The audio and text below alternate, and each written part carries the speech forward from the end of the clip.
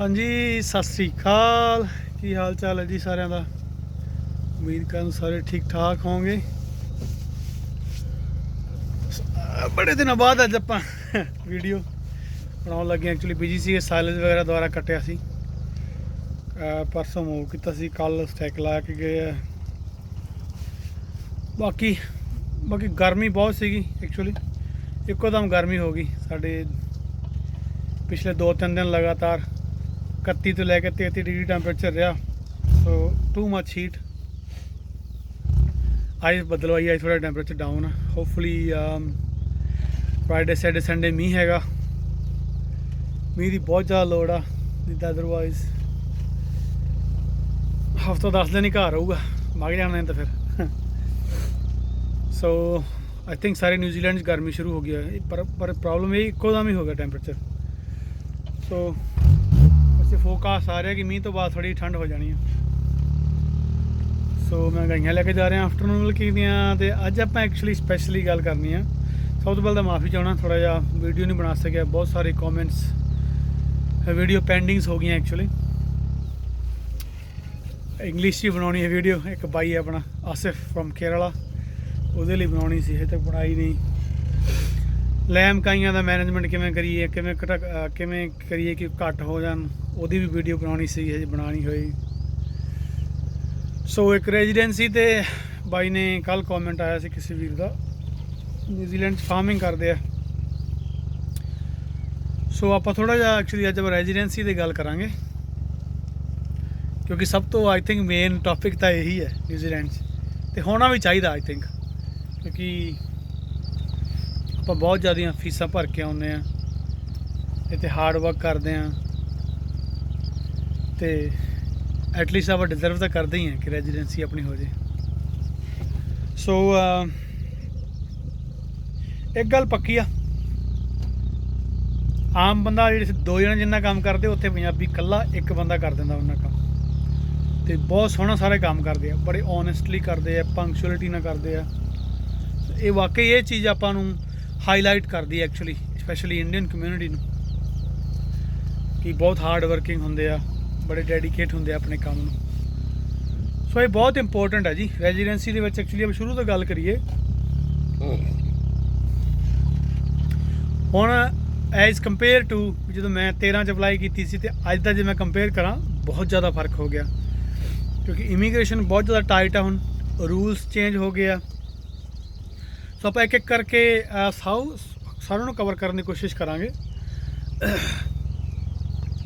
ਸਭ ਤੋਂ ਪਹਿਲਾਂ ਤਾਂ ਜਿਹੜੀਆਂ ਮੇਨ ਚੀਜ਼ਾਂ ਚਾਹੀਦੀਆਂ, ਠੀਕ ਹੈ ਜੀ, ਮੇਨ ਚੀਜ਼ਾਂ ਚਾਹੀਦੀਆਂ, ਇੱਕ ਤਾਂ ਤੁਹਾਨੂੰ ਫਾਰਮ ਮੈਨੇਜਰ ਦੀ ਪੋਜੀਸ਼ਨ ਹੋਣੀ ਚਾਹੀਦੀ ਹੈ, ਠੀਕ ਹੈ ਜੀ। ਇਹ ਆਪਾਂ ਉਹ ਗੱਲ ਕਰਦੇ ਹਾਂ ਜੇ ਤੁਹਾਡੇ ਕੋਲ ਡਿਗਰੀ ਹੈ ਨਹੀਂ। ਜੇ ਤੁਸੀਂ BSc ਐਗਰੀਕਲਚਰ ਹੋ ਕਿਤੋਂ ਵੀ, ਇੰਡੀਆ ਤੋਂ ਜਿੱਥੋਂ ਵੀ ਤੁਸੀਂ ਬਿਲੋਂਗ ਕਰਦੇ ਹੋ, ਪਾਕਿਸਤਾਨ, ਬੰਗਲਾਦੇਸ਼, ਵਟ ਐਵਰ ਯੂਰ ਕੰਟਰੀ ਇਜ਼, ਜੇ ਤੁਹਾਡੇ ਕੋਲ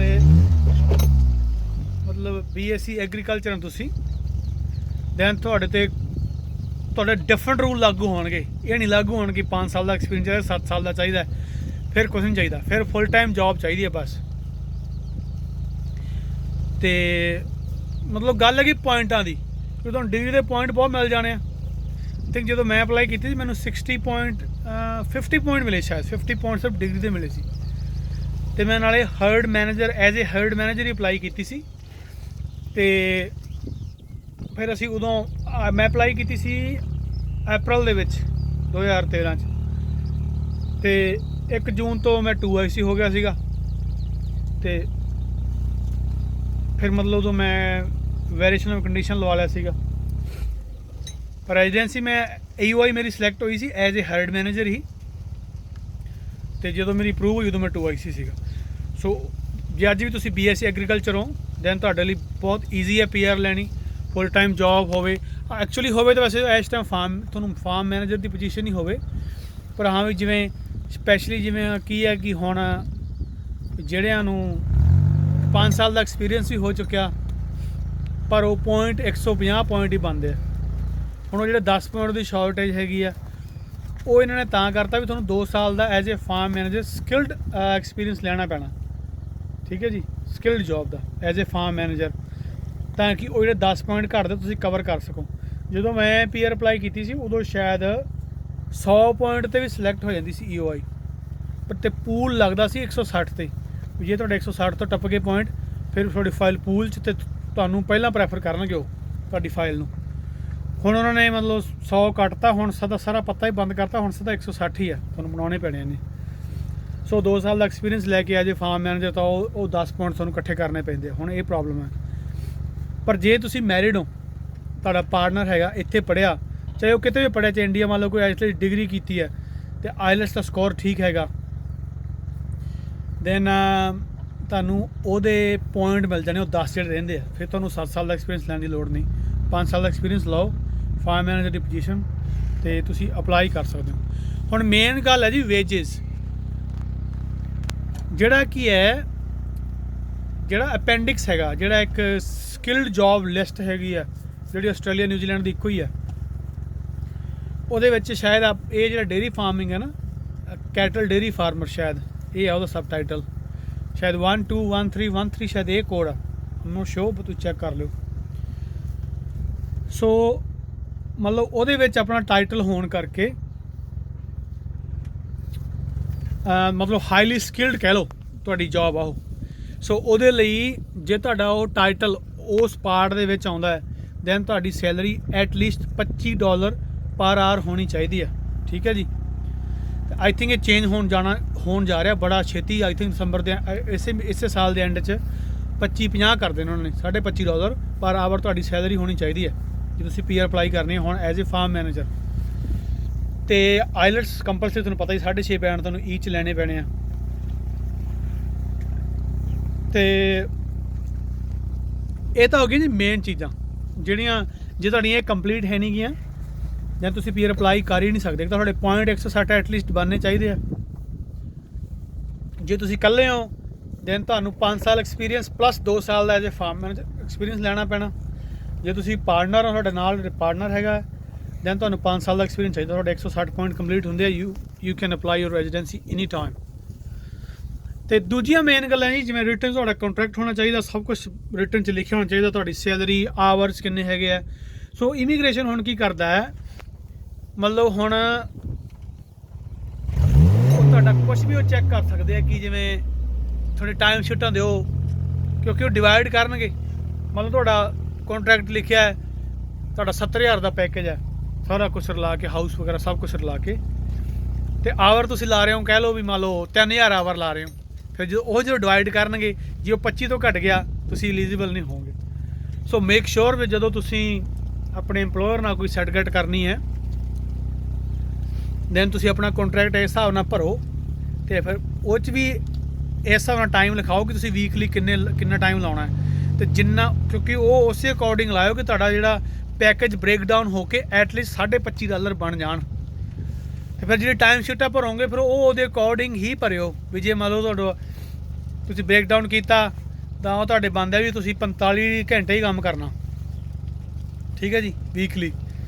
ਅਤੇ ਫਿਰ ਮਤਲਬ ਜਿਵੇਂ ਤੁਸੀਂ ਹੁਣ ਤੁਹਾਡਾ ਡੇ ਆਫ ਆਉਂਦਾ ਵਿੱਚ, ਐਵਰੀ ਵੀਕ ਇੱਕ ਡੇ ਆਫ ਆਉਂਦਾ, ਅਤੇ ਮਤਲਬ ਤੁਸੀਂ 6 ਦਿਨ ਕੰਮ ਕੀਤਾ ਤਾਂ ਉਸ ਹਿਸਾਬ ਨਾਲ ਡਿਵਾਈਡ ਕਰ ਲਿਓ ਤੁਹਾਡਾ। ਜੇ ਕੱਲ੍ਹ ਨੂੰ ਟਾਈਮ ਸ਼ੀਟਾਂ ਵੀ ਚੈੱਕ ਕਰ ਲੈਣ ਤਾਂ ਕੋਈ ਯੱਬ ਨਾ ਪਵੇ। ਅਤੇ ਜਾਂ ਮਤਲਬ ਜਿਵੇਂ ਜੇ ਤੁਹਾਡੇ ਕੋਈ ਚੰਗਾ ਰਿਲੇਸ਼ਨ ਹੈ, ਉਹੀ ਗੱਲ ਤੁਹਾਨੂੰ ਬਣਾਉਣੀ ਪੈਣੀ ਆਪਣੇ ਇੰਪਲੋਇਰ ਨਾਲ। ਆਪਣੇ ਇੰਪਲੋਇਰ ਨੂੰ ਇੰਪਰੈਸ ਕਰਨਾ ਪੈਣਾ, ਕਿਉਂਕਿ ਫਿਰ ਉਹ ਤੁਹਾਡੇ ਤੋਂ ਕੁਛ ਵੀ ਤੁਹਾਨੂੰ ਲਿਖ ਦੂਗਾ। ਉਹ ਐਵੇਂ ਹੀ ਲੱਗੂ ਚੱਲ ਯਾਰ ਮੈਂ ਲਿਖ ਦੇਣਾ 75,000 80,000 ਦਾ ਪੈਕੇਜ ਹੈ ਇਹਦਾ। ਠੀਕ ਹੈ ਜੀ। ਬਾਅਦ 'ਚ ਮਤਲਬ ਤੁਸੀਂ ਜੋ ਮਰਜ਼ੀ ਸੌਟ ਆਊਟ ਕਰਿਓ, ਕਿਉਂਕਿ ਫਿਰ ਬੰਦਾ ਹਰ ਤਰੀਕੇ ਨਾਲ ਤੁਹਾਡੀ ਹੈਲਪ ਕਰੂਗਾ। ਇਹ ਤਾਂ ਹੀ ਹੋਣਾ ਵੀ ਜੇ ਤੁਸੀਂ ਡੈਡੀਕੇਟ ਹੋਵੋਗੇ ਕੰਮ 'ਤੇ। ਠੀਕ ਹੈ ਜੀ, ਆਪਣੇ ਆਪ ਨੂੰ ਪ੍ਰੂਵ ਕਰੋਗੇ।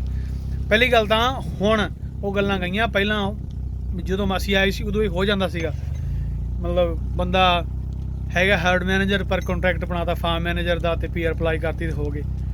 ਹੁਣ ਇੰਪਲੋਇਰ ਵੀ ਇਹ ਰਿਸਕ ਨਹੀਂ ਲੈਂਦੇ। ਹੁਣ ਇੰਪਲੋਇਰ ਨੂੰ ਵੀ ਮਤਲਬ ਪੂਰਾ, ਕਿਉਂਕਿ ਜਿਵੇਂ ਜਿਵੇਂ ਬੰਦਾ ਇਮੀਗ੍ਰੇਸ਼ਨ 'ਚ ਪੈਂਦਾ ਫਿਰ ਉਹਨੂੰ ਡੂੰਘਾਈ ਪਤਾ ਲੱਗਦੀ ਆ, ਦੈਨ ਉਹ ਡਰਦੇ ਆ। ਗੋਰੇ ਵੈਸੇ ਬਹੁਤ ਡਰਦੇ ਇਮੀਗ੍ਰੇਸ਼ਨ ਤੋਂ, ਵੀ ਜੇ ਕੋਈ ਕੱਲ੍ਹ ਨੂੰ ਪ੍ਰੋਬਲਮ ਹੋਗੀ ਦੈਨ ਵੀ ਗੜਬੜ ਹੋਏ ਨੇ। ਅਸੀਂ ਮਤਲਬ ਕੋਰਟ ਨਹੀਂ ਜਾਣਾ ਚਾਹੁੰਦਾ ਕੋਈ ਵੀ, ਕੋਰਟ ਦੀ ਕੋਸਟ ਬਹੁਤ ਪੈਂਦੀ ਹੈ। ਵੀ ਜੇ ਐਸੇ ਚੱਕਰ ਹੋ ਜੇ ਤਾਂ ਕੱਲ੍ਹ ਨੂੰ ਅਗਲਾ ਇੰਪਲੋਇਰ ਕਹਿੰਦਾ ਮੈਨੂੰ ਕੋਰਟ ਖਿੱਚ ਕੇ ਲੈ ਜਾਊਗੀ। ਸੋ ਇਹ ਤੁਸੀਂ ਆਪਣਾ ਰਿਲੇਸ਼ਨ ਬਣਾਓ, ਆਪਣਾ ਮਤਲਬ ਕਮਿਊਨੀਕੇਸ਼ਨ ਰੱਖੋ।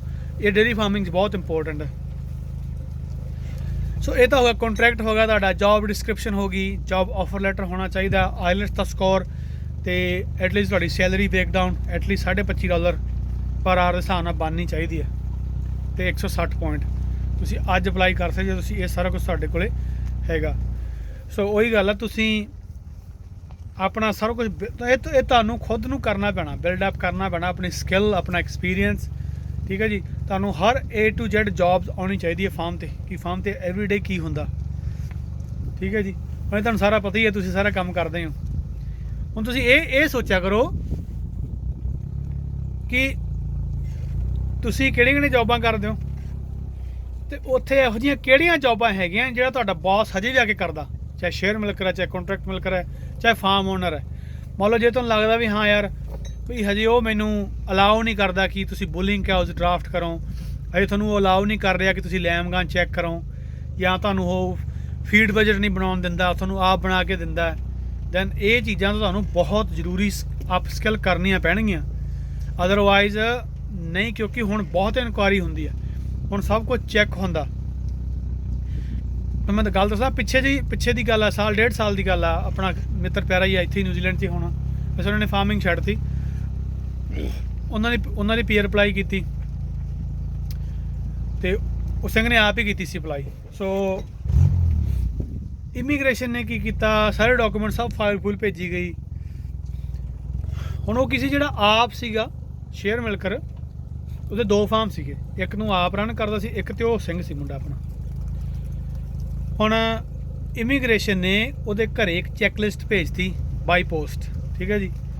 ਉਹਨੂੰ ਕਹਿੰਦਾ ਵੀ ਮਤਲਬ ਟਿਕ ਮਾਰਕ ਕਰਨੀ ਸੀ, ਕੋਈ ਆਨਸਰ ਕਰਨਾ ਸੀ, ਕੋਈ ਟਿਕ ਮਾਰਕ ਕਰਨੀ ਸੀ, ਵੀ ਮਤਲਬ ਲਿਖਤਾ ਵੀ is he do the feed budgeting, if he draft the bulling cares, ਮਤਲਬ if he like is he manage all the fertiliser, ਠੀਕ ਹੈ ਜੀ।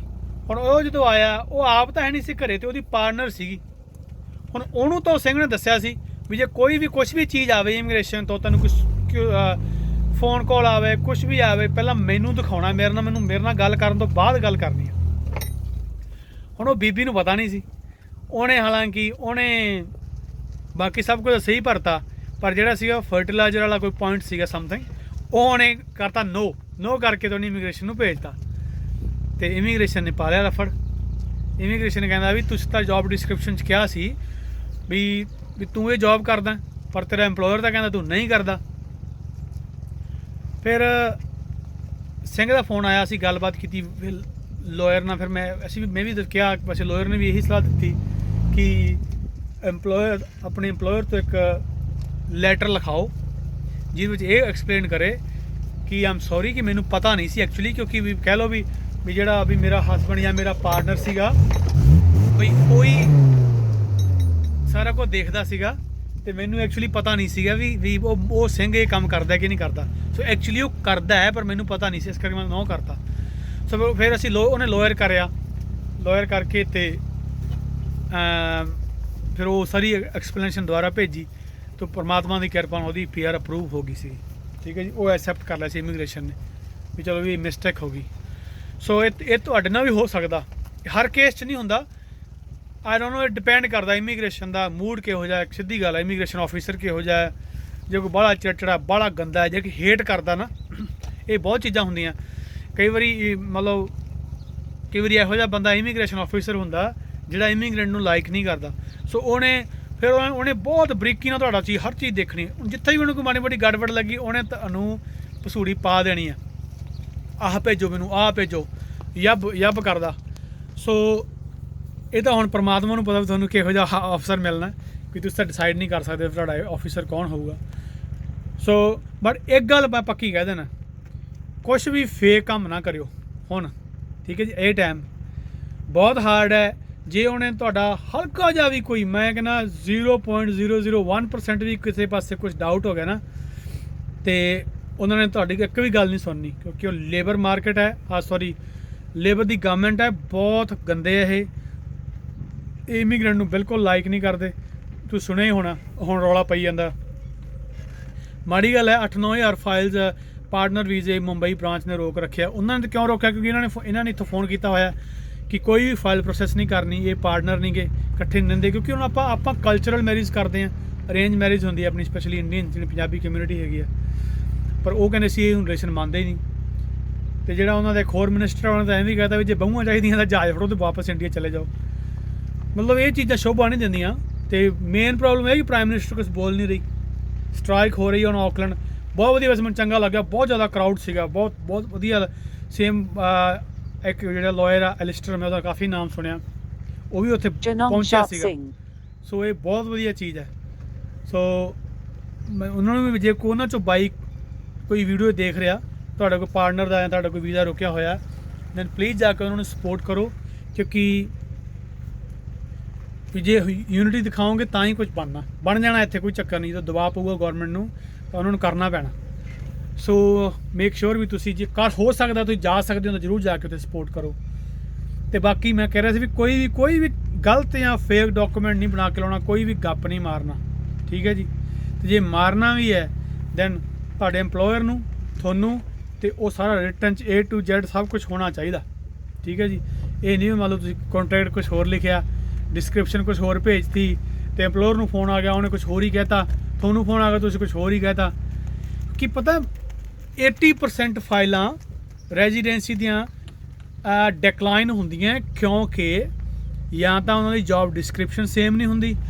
ਮੰਨ ਲਓ ਤੁਸੀਂ ਜੌਬ ਡਿਸਕ੍ਰਿਪਸ਼ਨ ਪ੍ਰਿੰਟ ਕਰਕੇ ਭੇਜਤੀ, ਜਦੋਂ ਕੇਸ ਆਫਿਸਰ ਫੋਨ ਕਰਦਾ EMPLOYER ਨੂੰ, ਠੀਕ ਹੈ ਜੀ, ਜਾਂ EMPLOYE ਨੂੰ, ਉਹ ਕਹਿੰਦਾ ਹਾਂ ਜੀ ਵੀ ਮੀਟਿੰਗ ਮੈਨੇਜਮੈਂਟ ਸਾਰਾ ਮੈਂ ਕਰਦਾ। ਤੇ ਜਦੋਂ ਉਹਨੂੰ ਤੁਹਾਡੇ EMPLOYER ਨੂੰ ਫੋਨ ਆਉਂਦਾ, ਉਹ ਕਹਿੰਦਾ ਨਾ ਜੀ ਵੀ ਉਹ ਕੰਪਲੀਟਲੀ ਨਹੀਂ ਕਰਦਾ, ਬਾਕੀ ਮੈਂ ਹੈਲਪ ਕਰਦਾ, ਠੀਕ ਹੈ ਜੀ। ਬਸ ਉਹਨਾਂ ਨੇ ਇੰਨਾ ਹੀ ਬਥੇਰਾ ਉਹਨਾਂ ਨੂੰ। ਸੋ ਮੇਕ ਸ਼ੋਰ ਤੁਸੀਂ ਸਾਰੀ ਜੌਬ ਡਿਸਕ੍ਰਿਪਸ਼ਨ ਪੜ੍ਹੀ ਹੈ PR ਅਪਲਾਈ ਕਰਨ ਤੋਂ ਪਹਿਲਾਂ, ਤੁਹਾਨੂੰ ਪਤਾ ਸਾਰਾ ਕੁਝ ਵੀ ਤੁਸੀਂ ਵਿੱਚ ਕੀ ਲਿਖਿਆ, ਉਹਦੇ ਤੁਹਾਡੇ EMPLOYER ਨੂੰ ਪਤਾ ਵਿੱਚ ਕੀ ਲਿਖਿਆ ਹੋਇਆ, ਤੁਹਾਡੀ ਆਪਸ 'ਚ ਗੱਲਬਾਤ ਹੈਗੀ ਵੀ ਉਹ ਵੀ ਜੇ ਕੀ ਪੁੱਛਿਆ ਤਾਂ ਉਹਨੇ ਕੀ ਕਹਿਣਾ, ਤੁਹਾਡੇ ਦੋਨਾਂ ਦਾ ਆਨਸਰ ਸੇਮ ਹੋਣਾ ਚਾਹੀਦਾ। ਐਟਲੀਸਟ 99% ਤੁਹਾਡਾ ਆਨਸਰ ਸੇਮ ਹੋਣਾ ਚਾਹੀਦਾ, ਠੀਕ ਹੈ ਜੀ। ਤੇ ਤਾਂ ਹੀ ਗੱਲ ਬਣਦੀ ਹੈ, ਕਿਉਂਕਿ ਹੁਣ ਬਹੁਤ ਹਾਰਡ ਹੈ, ਹੁਣ ਉਹ ਗੱਲਾਂ ਨਹੀਂ ਰਹੀਆਂ। ਸੋ ਮੇਕ ਸ਼ੋਰ ਕਰਿਓ ਕਿ ਤੁਸੀਂ ਸਭ ਕੁਝ ਜੈਨੂਅਨ ਕੰਮ ਕਰੋ, ਤੇ ਕੰਮ ਕਰੋ ਵਧੀਆ ਪਿਆਰ ਨਾਲ, ਠੀਕ ਹੈ ਜੀ। ਐਜ਼ ਏ ਟੀਮ ਵਰਕ ਕਰੋ, ਕਿਉਂਕਿ ਜੇ ਤੁਸੀਂ ਕਰੋਗੇ ਤਾਂ ਓਬਵੀਅਸ ਬੰਦਾ ਨੋਟਿਸ ਕਰੂਗਾ ਤਾਂ ਤੁਹਾਡੀ ਹਰ ਟਾਈਪ ਹੈਲਪ ਕਰੂਗਾ, ਇਹ 'ਚ ਕੋਈ ਦੋ ਰਾਏ ਨਹੀਂ ਗੀ। ਸੋ ਬਾਕੀ ਜੇ ਤੁਸੀਂ, ਇਹ ਤੁਹਾਡੇ ਲਈ ਪਲੱਸ ਪੁਆਇੰਟ ਹੋਊਗਾ ਜੇ ਤੁਸੀਂ ਡੇਅਰੀ ਇੰਡਸਟਰੀ ਅਵਾਰਡ ਕਰ ਲਓ। ਮੈਂ ਹਰ ਪਿਛਲੀ ਵੀਡੀਓ ਵੀ ਮੈਂ ਸਪੈਸ਼ਲ ਬਣਾਈ ਸੀ ਇੱਕ, ਹੁਣ ਡੇਅਰੀ ਇੰਡਸਟਰੀ ਅਵਾਰਡ ਦੀ ਐਂਟਰੀਆਂ ਖੁੱਲ੍ਹੀਆਂ ਹੋਈਆਂ, ਸ਼ੇਅਰ ਫਾਰਮਰ, ਡੇਅਰੀ ਮੈਨੇਜਰ ਤੇ ਡੇਅਰੀ ਟ੍ਰੇਨਿੰਗ। ਤੁਸੀਂ ਜਿਹਦੇ 'ਚ ਵੀ ਫਿੱਟ ਬਹਿੰਦੇ ਹੋ ਉਹਦੇ ਜ਼ਰੂਰ ਅਪਲਾਈ ਕਰੋ, ਤੇ ਐਟਲੀਸਟ ਤੁਸੀਂ ਪਾਰਟੀਸਪੇਟ ਕੀਤਾ, ਇਹਦਾ ਵੀ ਤੁਹਾਨੂੰ ਸਰਟੀਫਿਕੇਟ ਮਿਲੂਗਾ। ਸੋ ਇਹ ਚੀਜ਼ਾਂ ਬਹੁਤ ਤੁਹਾਡੀ ਹੈਲਪ ਕਰਨਗੀਆਂ ਇਮੀਗ੍ਰੇਸ਼ਨ ਦੇ ਵਿੱਚ। ਇੱਕ ਮਤਲਬ ਇੱਕ ਪੋਜ਼ੀਟਿਵ ਇਮੇਜ ਤੁਹਾਡੀ ਲੈ ਕੇ ਜਾਣਗੀਆਂ। ਇਹਦਾ ਕੋਈ ਤੁਹਾਨੂੰ ਪੁਆਇੰਟ ਨਹੀਂ ਮਿਲਣਾ, ਕੋਈ ਕ੍ਰੈਡਿਟ ਨਹੀਂ ਮਿਲਣਾ, ਬਟ ਕੇਸ ਆਫਿਸਰ ਜ਼ਰੂਰ ਇੰਪ੍ਰੈਸ ਹੋਊਗਾ। ਮੈਂ ਤੁਹਾਨੂੰ ਇੱਕ ਗੱਲ ਦੱਸਾਂ ਕਿ ਜਦੋਂ ਮੈਂ PR ਅਪਲਾਈ ਕੀਤੀ ਸੀ ਨਾ, ਉਦੋਂ ਇਹ ਆਈਲੈਟਸ ਵਾਲਾ ਰੂਲ ਹੈ ਨਹੀਂ ਸੀਗਾ ਵੀ ਆਈਲੈਟਸ ਤੁਹਾਨੂੰ ਕਰਨੀ ਪਊਗੀ। ਇਹ ਸੀਗਾ ਵੀ ਹਾਂ ਵੀ ਸਕਿਲਡ ਜੌਬ ਕਰਦਾ ਬੰਦਾ ਪਿਛਲੇ 1 ਸਾਲ ਤੋਂ, ਤੇ ਜਾਂ ਇੱਥੇ ਸਟੱਡੀ ਕੀਤੀ ਹੈ। ਸੋ ਮੇਰੇ ਦੋਨੇ ਸੀਗੀਆਂ, ਤਾਂ ਜ਼ਰੂਰਤ ਨਹੀਂ ਪਈ। ਵੱਡੀ ਚੀਜ਼ ਮੈਨੂੰ ਕੀ ਲਾਈ ਸੀ, ਵੈਸੇ ਇਹ ਮੈਂ ਆਪ ਸੋਚਿਆ ਸੀ ਕਿ ਯਾਰ ਇੱਦਾਂ ਕਰੀਏ। ਮੈਂ ਰੈਫਰੈਂਸ ਲੈਟਰ ਬਹੁਤ ਲਾਏ ਸੀਗੇ, ਤੇ ਤੁਸੀਂ ਵੀ ਇਹ ਜ਼ਰੂਰ ਕਰਿਓ ਕਿ ਰੈਫਰੈਂਸ ਲੈਟਰ ਕਿਤੋਂ ਲੈਣਾ, ਤੇ ਲਿਖਾਉਣਾ ਵਿੱਚ ਕੀ ਹੈ ਵੀ ਤੁਹਾਡਾ ਡਿਟੇਲ, ਤੁਸੀਂ ਕੌਣ ਹੋ, ਕਿੱਥੇ ਕੰਮ ਕਰਦੇ ਹੋ, ਕੀ ਪੋਜੀਸ਼ਨ 'ਤੇ ਕੰਮ ਕਰਦੇ ਹੋ, ਤੇ ਸਿਰਫ ਕਰੈਕਟਰ ਤੇ ਤੁਹਾਡਾ ਇੰਗਲਿਸ਼ ਦਾ ਵੀ ਜ਼ਰੂਰ ਇੱਕ ਲਾਈਨ ਕਿ ਇੰਗਲਿਸ਼ ਬਹੁਤ ਵਧੀਆ ਬੰਦੇ ਦੀ, ਬਹੁਤ ਵਧੀਆ ਮਤਲਬ ਅੰਡਰਸਟੈਂਡਿੰਗ ਵਾਲਾ, ਤੇ ਸਪੀਕਿੰਗ ਬਹੁਤ ਵਧੀਆ ਬੰਦੇ ਦੀ, ਤੇ ਮੇਨਲੀ ਕਰੈਕਟਰ। ਹੁਣ ਲਿਖਾਉਣਾ ਕੀ ਤੋਂ ਹੈ, ਮੈਂ ਲਿਖਾਇਆ ਸੀ ਮੇਰਾ ਓਨਰ, ਉਹਦੇ ਮੰਮੀ ਡੈਡੀ, ਉਹਦਾ ਭਰਾ, ਉਹਦੇ ਸਹੁਰੇ, ਕਿਉਂਕਿ ਉਹ ਵੀ ਇੱਥੇ ਆਉਂਦੇ ਸੀ ਮਿਲਣ, ਮੈਨੂੰ ਚੰਗੀ ਤਰ੍ਹਾਂ ਜਾਣਦੇ ਸੀ। LIC ਤੋਂ, LIC ਤੁਹਾਡੇ ਵੈਟਸ ਜਿਹੜੇ ਤੁਹਾਡੇ ਵੈਟਸ ਆਉਂਦੇ ਆ ਉਹਨਾਂ ਤੋਂ। ਜੇ ਤੁਸੀਂ ਜਿਹੜੀ ਵੀ ਕੰਪਨੀ ਦਾ ਡਿਟਰਜੈਂਟ ਯੂਜ਼ ਕਰਦੇ ਹੋ, ਈਕੋਲੈਬ, FILD, ਲਵਾਲ, ਜਿਹੜਾ ਵੀ ਕਰਦੇ ਹੋ, ਉਹਦਾ ਜਿਹੜਾ ਰਿਪਰਜੈਂਟੇਟਿਵ ਆ ਉਹ ਤੋਂ। ਤੇ ਮੈਂ ਤਾਂ ਪ੍ਰਾਇਮਰੀ IIT ਤੋਂ ਵੀ ਲਿਖਾਇਆ ਸੀਗਾ, ਮੈਂ ਮੇਰੇ ਟਿਊਟਰ ਤੋਂ ਲਿਖਾਇਆ ਸੀਗਾ, ਤੇ ਮੇਰੇ ਜਿਹੜੇ ਸਾਡੇ ਫਾਰਮ ਦੇ ਗੁਆਂਢੀ ਸੀਗੇ, ਇੱਕ ਬਜ਼ੁਰਗ ਕਪਲ ਤੇ ਰਹਿੰਦਾ ਸੀ, ਉਹਨਾਂ ਤੋਂ ਲਿਖਾਇਆ ਸੀ। ਤੇ ਜਿੱਥੇ ਮੈਂ ਟੀਪੂ ਕੀ ਰਹਿੰਦਾ ਸੀ, ਮੇਰਾ ਜਿਹੜਾ ਪੜੋਸੀ ਸੀ ਗੋਰਾ, ਉਹ ਤੋਂ ਲਿਖਾਇਆ ਸੀ। ਤੇ ਮਤਲਬ ਇਸ ਤਰ੍ਹਾਂ ਕਰਕੇ ਤਕਰੀਬਨ ਮੈਂ ਘੱਟ ਤੋਂ ਘੱਟ 20 ਜਾਂ 25 ਰੈਫਰੈਂਸ ਲੈਟਰ ਲਿਖਾਏ ਸੀਗੇ ਅੱਡੋ ਅੱਡ ਸਾਰੇ ਬੰਦਿਆਂ ਤੋਂ। ਤੇ ਜਦੋਂ ਮੈਂ ਫਾਈਲ ਕੰਪਲੀਟ ਕਰਕੇ ਭੇਜੀ, ਤੇ ਮੇਰੀ ਕੇਸ ਆਫਿਸਰ ਦਾ ਸਪੈਸ਼ਲ ਮੈਨੂੰ ਫੋਨ ਸਿਰਫ ਇਸੇ ਕਰਕੇ ਆਇਆ ਸੀ ਕਿ ਮੈਂ ਬਹੁਤ ਇੰਪ੍ਰੈਸ ਹੋਈ ਤੇਰੇ ਰੈਫਰੈਂਸ ਲੈਟਰ ਦੇਖ ਕੇ। ਹਾਲਾਂਕਿ ਮੈਨੂੰ ਕੋਈ ਪੁਆਇੰਟ ਨਹੀਂ ਮਿਲਿਆ, ਪਰ ਉਹ ਕਹਿੰਦੀ ਵੀ ਵਾਕਈ ਇਹਦਾ ਮਤਲਬ ਤੂੰ ਥੋੜਾ ਜਿਹਾ ਵਧੀਆ ਬੰਦਾ ਹੈ, ਤੂੰ ਫੇਮਸ ਹੈ, ਇੱਕ ਤੈਨੂੰ ਲੋਕ ਜਾਣਦੇ ਆ ਇੱਥੇ ਆ ਕੇ। ਮਤਲਬ ਇਹ ਚੀਜ਼ਾਂ ਤੁਹਾਡਾ ਪਲੱਸ ਪੁਆਇੰਟ ਹੋਊਗਾ ਵੀ ਜੇ ਮੰਨ ਲਓ ਕੋਈ ਹਲਕੀ ਜਿਹੀ ਗਲਤੀ ਵੀ ਹੋਈ ਨਾ, ਤੇ ਕੇਸ ਆਫਿਸਰ ਤੁਹਾਡੇ ਤੋਂ ਇਹ ਚੀਜ਼ ਤੋਂ ਇੰਪ੍ਰੈਸ ਹੈ ਤਾਂ ਉਹ ਇਗਨੋਰ ਕਰ ਦੂਗਾ, ਉਹ ਯਾਰ ਬੰਦਾ ਬਹੁਤ ਨਾਈਸ ਹੈ। ਸੋ ਜਿੰਨੇ ਵੀ ਹੋ ਸਕੇ ਮੇਰੇ ਭਾਵੇਂ 100 ਰੈਫਰੈਂਸ ਲੈਟਰ ਲਾ ਦਿਓ, ਜਿੰਨੇ ਹੋ ਸਕੇ ਬਣਾ ਲਓ, ਠੀਕ ਹੈ ਜੀ। ਕਿਉਂਕਿ ਇਹ ਸਾਰੇ ਲੋਕ ਤੁਹਾਨੂੰ ਮਨਾ ਨਹੀਂ ਕਰਨਗੇ, ਕਿ ਤੁਹਾਨੂੰ ਹੱਸ ਕੇ ਬਣਾ ਕੇ ਦੇਣਗੇ। ਤੇ ਜਿਵੇਂ ਕਿ ਵੈਟਸ ਨੇ ਮੇਰਾ ਲਿਖਿਆ ਸੀਗਾ ਕਿ ਹਾਂ ਵੀ ਜਦੋਂ ਵੀ ਅਸੀਂ ਜਾਂਦੇ ਇਹ ਫਾਰਮ ਮੈਨੇਜਰ ਹੈ, ਜਦੋਂ ਵੀ ਸਾਨੂੰ ਕਿਤੇ ਕਾਲ ਆਉਂਦੀ ਹੈ ਇਹੀ ਕਾਲ ਕਰਦਾ ਹੈ, ਜਦੋਂ ਵੀ ਅਸੀਂ ਕੋਈ ਗਾਂ ਦੇਖਣ ਜਾਂਦੇ ਤਾਂ ਇਹੀ ਉੱਥੇ ਹੁੰਦਾ, ਠੀਕ ਹੈ ਜੀ। ਮਤਲਬ ਇਹ ਚੀਜ਼ਾਂ ਤੁਹਾਡੇ ਬਹੁਤ ਹੈਲਪ ਕਰਨਗੀਆਂ। ਬਾਕੀ ਕੰਮ ਕਰੋ ਦੱਬ ਕੇ, PR ਤਾਂ ਪਰਮਾਤਮਾ ਨੇ ਕਰਾ ਹੀ ਦੇਣੀ ਹੈ, ਕਿਉਂਕਿ ਤੁਹਾਡਾ ਕੰਮ ਹੀ ਤੁਹਾਡੀ PR ਕਰਾਊਗਾ, ਇਹ ਗਰੰਟੀ ਹੈ। ਵੀ ਜੇ ਤੁਸੀਂ ਹੁਣ ਤੁਹਾਨੂੰ ਜੇ ਗੋਰਾ ਆ ਕੇ ਠਾ ਕੇ ਲੈ ਕੇ ਜਾਂਦਾ ਸੁੱਤੇ ਪਿਆ ਨੂੰ ਕੰਮ ਤੇ ਵੀ ਆਇਆ, ਉੱਠ ਖੜ ਭਰਾਵਾ ਮਿਲਕਿੰਗ ਕਰ ਲਾ, ਫੇਰ ਨਹੀਂ ਤੁਹਾਡੀ PR ਕਰਾਉਂਦਾ ਉਹ, ਇਹ ਗਰੰਟੀ ਹੈ ਮੇਰੀ। ਕਿਉਂਕਿ ਅਗਲਾ ਇੱਕ ਵਾਰ ਦੇਖੂ, 2 ਵਾਰ ਦੇਖੂਗਾ, ਨੋਟਿਸ ਫੜਾ ਦੂਗਾ, ਭੱਜਾ। ਤੁਹਾਨੂੰ ਪਤਾ ਤੇ ਬੰਦਿਆਂ ਦੀ ਕਮੀ ਨਹੀਂ, ਤੇ ਬਹੁਤ ਇਮੀਗ੍ਰੈਂਟ ਬੰਦੇ ਹੈਗੇ ਜਿਹੜੇ ਜੌਬ ਲੱਭਦੇ ਫਿਰਦੇ। ਸੋ ਤੇ ਦੂਜੀ ਗੱਲ ਸਟੱਡੀ ਮੇਨ ਇਹ ਵੀ ਹੈ, ਐਕਚੁਅਲੀ ਮਸਟ ਹੈ, ਐਟਲੀਸਟ ਲੈਵਲ 4 ਤੁਹਾਡਾ ਹੋਣਾ ਚਾਹੀਦਾ। ਸੋ ਸਟੱਡੀ ਨਾ ਕਦੇ ਵੀ ਬੰਦ ਕਰਿਓ। ਜੇ ਤੁਸੀਂ ਮੰਨ ਲਓ ਤੁਹਾਡਾ ਬੈਕਗਰਾਊਂਡ ਤੁਸੀਂ ਹੋਰ ਕੋਈ ਜੌਬ ਕਰਦੇ ਸੀ, ਜਾਂ ਤੁਸੀਂ ਹੋਰ ਕੋਈ ਸਟੱਡੀ ਕੀਤੀ ਹੈ, ਬਿਜ਼ਨਸ ਕੀਤਾ, IT ਕੀਤਾ, ਤੁਸੀਂ ਸ਼ੁਰੂ ਕੀਤੀ ਹੈ ਫਾਰਮਿੰਗ, ਪ੍ਰਾਇਮਰੀ ITO ਦਾ best way to learn. So course ਨਹੀਂ ਬੰਦ ਕਰਨਾ ਜਿੰਨਾ ਚਿਰ ਤੁਹਾਡਾ ਲੈਵਲ 5 ਨਹੀਂ ਹੋ ਜਾਂਦਾ। ਚਾਹੇ ਇੱਕ ਲੈਵਲ 5 ਵੀ ਕਰ ਲਿਓ ਪ੍ਰੋਡਕਸ਼ਨ ਮੈਨੇਜਮੈਂਟ, ਪਰ ਕਰਨਾ ਜ਼ਰੂਰ ਹੈ। ਜਦੋਂ ਇਹ ਕੋਰਸ ਖਤਮ ਹੋ ਜਾਏ ਦੂਜਾ ਨਾਲ ਦੀ ਨਾਲ ਇਨਰੋਲ ਹੋ ਜਾਓ। ਸੋ ਇਹ ਵੀ ਤੁਹਾਡੇ ਲਈ ਪਲੱਸ ਪੁਆਇੰਟ ਹੋਊਗਾ, ਕਿਉਂਕਿ ਇਹਦੇ ਵੀ ਤੁਹਾਨੂੰ ਪੁਆਇੰਟ ਮਿਲਣਗੇ। ਸੋ ਹੋਰ ਬਾਕੀ ਠੀਕ ਹੈ ਜੀ। ਇਹ ਗੱਲਾਂ ਜਿੰਨੀਆਂ ਕਿ ਮੈਨੂੰ ਐਕਚੁਅਲੀ ਧਿਆਨ ਸੀ ਮੈਂ ਤੁਹਾਨੂੰ ਦੱਸਿਆ। ਜੇ ਕੁਝ ਰਹਿ ਗਿਆ ਹੋਵੇ ਤਾਂ ਪਲੀਜ਼ ਤੁਸੀਂ ਕਮੈਂਟ ਕਰ ਦਿਓ। ਕੋਸ਼ਿਸ਼ ਕਰਾਂਗੇ ਆਪਾਂ ਦੁਬਾਰਾ ਵੀਡੀਓ ਬਣਾ ਲਾਂਗੇ। ਬਾਕੀ ਠੀਕ ਹੈ ਵੀਰ ਜੀ, ਸਾਰਿਆਂ ਨੂੰ ਧੰਨਵਾਦ ਹੈ, ਤੁਸੀਂ ਬਹੁਤ ਐਪਰੀਸ਼ੀਏਟ ਕਰਦੇ ਆ। ਬਾਕੀ ਜੇ ਤੁਸੀਂ ਪਹਿਲੀ ਵਾਰ ਚੈਨਲ ਤੇ ਆਏ ਹੋ ਤਾਂ ਜ਼ਰੂਰ ਚੈਨਲ ਸਬਸਕ੍ਰਾਈਬ ਕਰ ਲਓ। ਸਭ ਦਾ ਧੰਨਵਾਦ ਹੈ ਜੀ। ਸਤਿ ਸ਼੍ਰੀ ਅਕਾਲ।